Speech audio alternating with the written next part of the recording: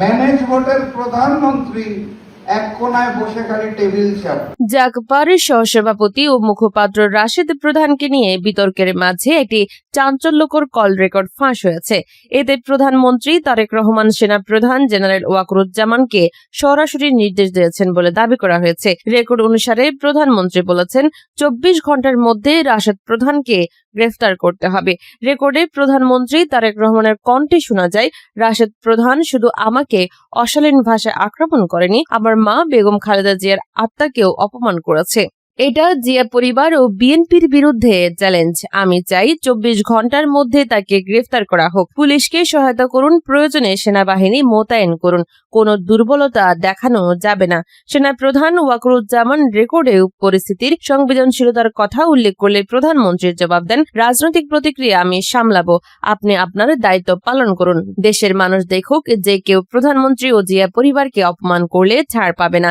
এটা একটা উদাহরণ হয়ে থাকবে। এই কল রেকর্ডে ফাঁস হওয়ার পর রাজনৈতিক অঙ্গনে তীব্র তোলপাড় শুরু হয়েছে। রাশেদ প্রধান সম্প্রতি প্রধানমন্ত্রী তারেক রহমানকে নিয়ে আপত্তিকর মন্তব্য করায় বিএনপি ও তার অঙ্গ সংগঠনগুলো তীব্র প্রতিবাদ জানাচ্ছে। পঞ্চগড়ে তাকে অবাঞ্ছিত ঘোষণা করা হয়েছে। ঢাকার মোহাম্মদপুরে তার বাসার সামনে বিএনপি নেতা কর্মীরা বিক্ষোভ করছেন। কুশপুত্তলিকা পোড়ানো ও জুতা নিক্ষেপের ঘটনা ঘটেছে। তার ব্যক্তিগত সচিব জনি নন্দীকে পুলিশ ইতিমধ্যে জিজ্ঞাসাবাদের জন্য নিয়ে গেছে।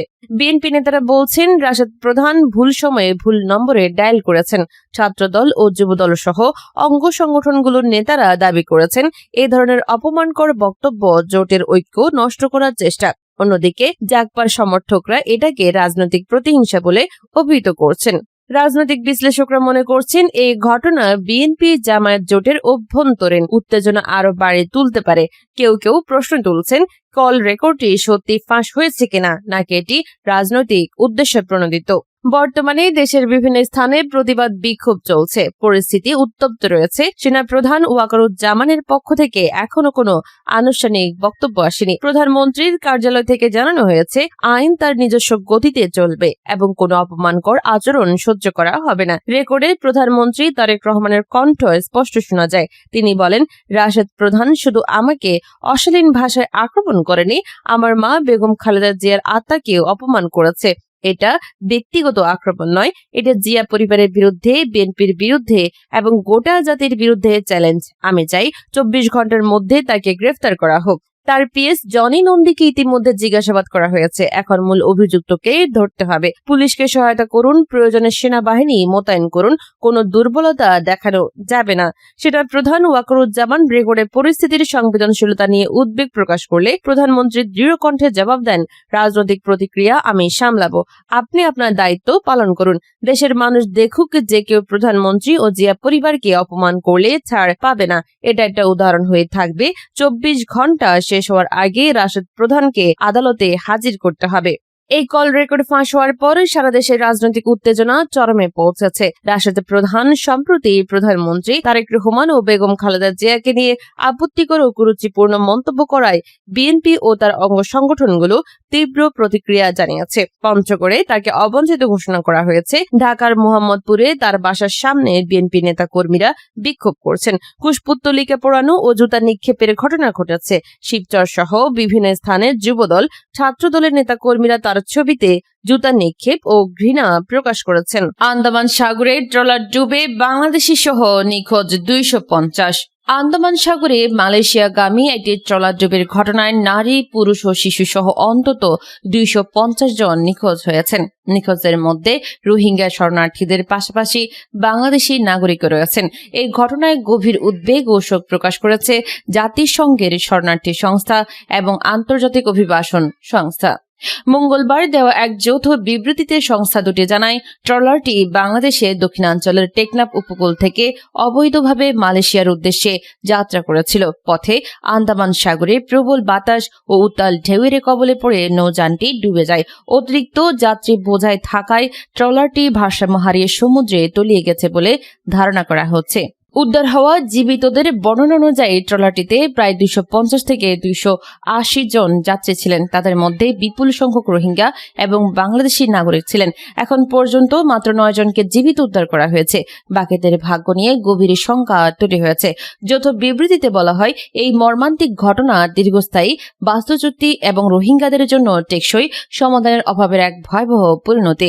মিয়ানমারের রাখাইন রাজ্যে চলমান সহিংসতা নিরাপদে নিজ ভূমিতে ফেরার আশা আরো ক্ষীণ করে দিয়েছে।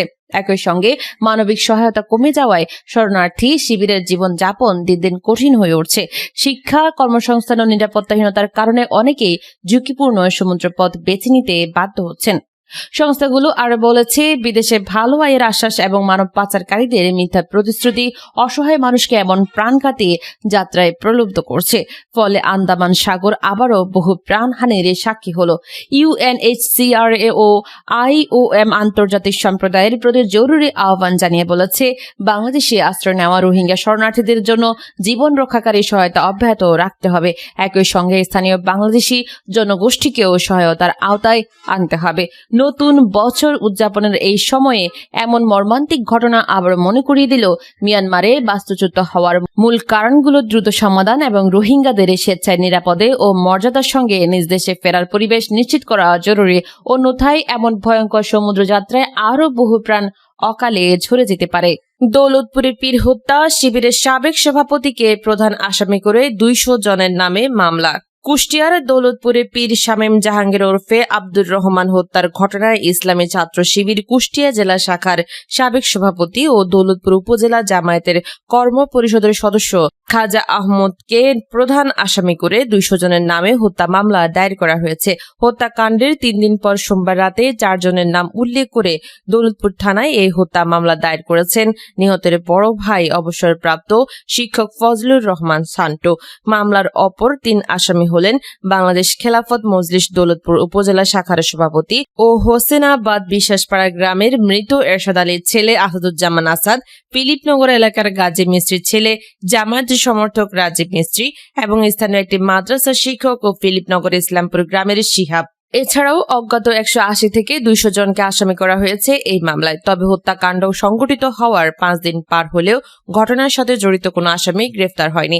হত্যা মামলার বিষয়ে মামলার প্রধান আসামি জামায়াত নেতা খাজা আহমদ বলেন, যে হত্যাকাণ্ড সংঘটিত হয়েছে সেই হত্যাকাণ্ডের আগে বা পিছনে গোপনে কিংবা প্রকাশ্যে আমার কোনো ধরনের দায়বদ্ধতা নাই। আমি কোনো ধরনের অ্যাক্টিভিটির সাথে সম্পৃক্ত না।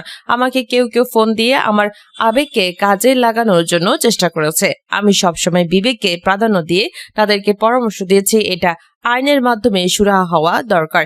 আমি নিজেও জানতাম না যে মানুষ তাকে এভাবে হত্যা করবে। আমাকে প্রধান আসামি করা হয়েছে কারণ এলাকায় জনসম্পৃক্ততামূলক কাজ করায় বাংলাদেশ জামায়াত ইসলাম আমাকে ফিলিপনগর ইউনিয়নের চেয়ারম্যান প্রার্থী ঘোষণা করেছে।